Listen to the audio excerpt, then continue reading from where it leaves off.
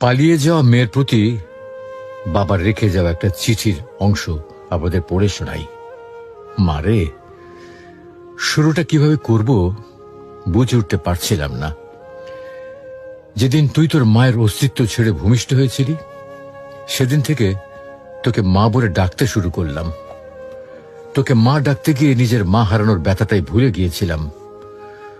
তোর মাকেও কোনোদিন মা ছাড়া অন্য নামে ডাকতে শুনিনি আমি। বিদ্যালয়ে প্রথম দিন শিক্ষক তোর নাম জিজ্ঞাসা করেছিলেন। তোকে মা বলে ডাকতে ডাকতে তোর ডাক নামটাও ভুলে গিয়েছিলাম আমি। আমি তোর নাম বলতে না পারায় সবাই আমাকে নিয়ে হাসছিল। তাই চিঠির উপরে তোর নামের জায়গায় মা লিখেছি। হঠাৎ করে তুই এভাবে চলে যাবি, বিশ্বাস কর আমি একেবারে বুঝতে পারিনি। ছেলেটা যেদিন বাইরে ব্যাগ হাতে তোর জন্য অপেক্ষা করছিল, কখন তুই দরজা খুলে বাইর হয়ে আসবি, আমি তখন ভেতরে বসে স্রষ্টার কাছে প্রার্থনা করছিলাম আর কতটা ভালোবাসতে পারলে তুই আমাকে ছেড়ে চলে যাবি না। তুই ঘরে বসে ভাবছিলি আজ যেতে না পারলে ছেলেটার কাছে তুই ছোট হয়ে যাবি। আর আমি কি ভাবছিলাম জানিস?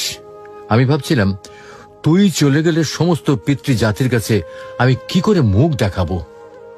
জানিস মা, তুই তোর 3 বছরের ভালোবাসা খুঁজে পেয়েছিস, কিন্তু আমার জীবন থেকে যে 20টা বছরের ভালোবাসা হারিয়ে গেছে তা তোকে কিভাবে বুঝাবো।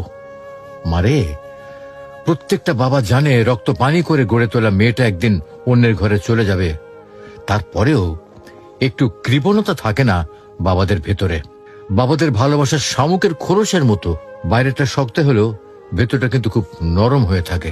জানিস মা, বাবারা সন্তানদের কতটা ভালোবাসে তা বোঝাতে পারে না, তবে অনেকটা ভালোবাসতে পারে। জানি মা, আমার লেখাগুলো পড়ে তোর খারাপ লাগতে পারে। কি করবো বল, তোরা তো যৌবনে পা রাখার পর চোখ, কান, নাক সবকিছুর প্রতি বিবেচনা করে প্রেম করিস।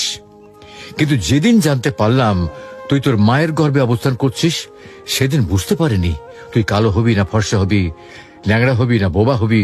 কোনো কিছুর অপেক্ষা না করি তোর প্রেমে পড়ে গিয়েছিলাম, তাই এত কিছু লিখলাম। আমি জানি মা, তোদের সব সন্তানদের একটা প্রশ্ন, বাবারা কেন তাদের ভালো লাগাটাকে সহজে মানতে চায় না। উত্তরটা তোর ঘাড়ে তোলা থাকলো। তুই যেদিন মা হবি সেদিন নিজে নিজে উত্তরটা পেয়েও যাবি। তোরা যখন একটা ছেলের হাত ধরে পালিয়ে যাস, তখন ওই ছেলে ছাড়া জীবনে কারো প্রয়োজন বোধ করিস না। কিন্তু একটা বাবা বোঝে তার জীবনে নিজের মেয়েটার কতটা প্রয়োজন। যেদিন তোর নানুর কাছ থেকে তোর মাকে গ্রহণ করেছিলাম, সেদিন প্রতিজ্ঞা করেছিলাম কি জানিস? যদি মেয়ে হয় তার স্বামীর হাতে তুলে দিয়ে কন্যা দানের দায়িত্ব থেকে নিজেকে হালকা করব। তাই তোর প্রতি এত অভিমান। মারে, বাবার উপর রাগ করিস না। তোরা যদি অল্প দিনের ভালোবাসার জন্য ঘর ছেড়ে পালাতে পারিস, তবে আমরা এই 20 বছরের ভালোবাসার জন্য বেপরোয়া হব না কেন?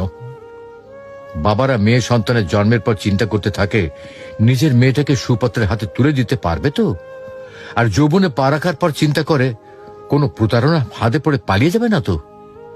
তাই মেয়েদের প্রতি প্রতিটা বাবার এতটা নজরদারি। যদি মন কাঁদে চলে আসিস।